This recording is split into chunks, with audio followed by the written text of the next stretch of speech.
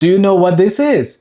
This is my savoury Taiwanese glutinous rice cakes. It's packed with a variety of flavors and the texture is chewy. I've also added my personal twist to make it less fatty. Let's get into it. We begin by soaking the shiitake mushroom until soft and long grain glutinous rice for 1 hour. We first slice the shiitake mushroom and then we finely chop them into small pieces.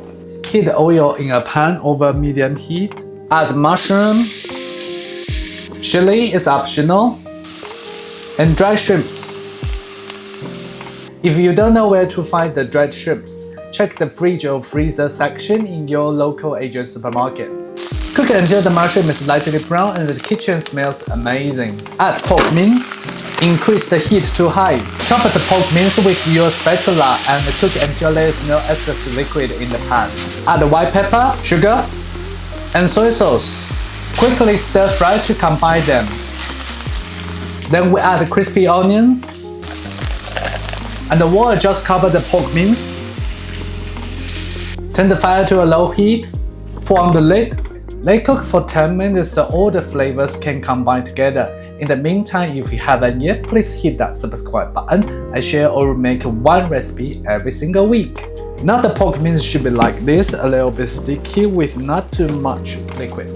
And this amount is actually enough for 3 savoury rice cakes. And you can simply eat it with rice, noodle, or even bread. But today we are making savoury rice cake. We take a bowl. My bowl is roughly 6.5 cm wide and the height is roughly 6 cm. We fill the mushroom pork mince to roughly a third of the bowl height, and then we add the soaked rice to roughly 2/3 of the bowl height. We leave a third bowl height space to allow the rice cakes to grow. Add water to just over the rice.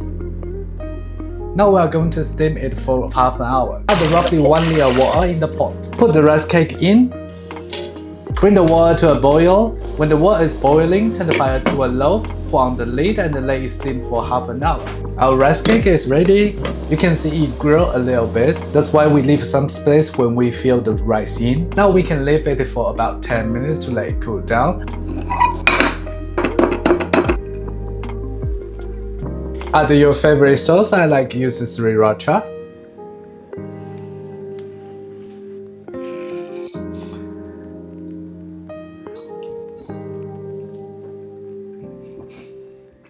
You can taste so many different flavors: dried mushroom, dried shrimp, white pepper, and also some sweetness from the sugar. If you are curious about Taiwanese cuisine, you must try to make this one. If you like my recipe, please hit that subscribe button and check my other Taiwanese cooking videos.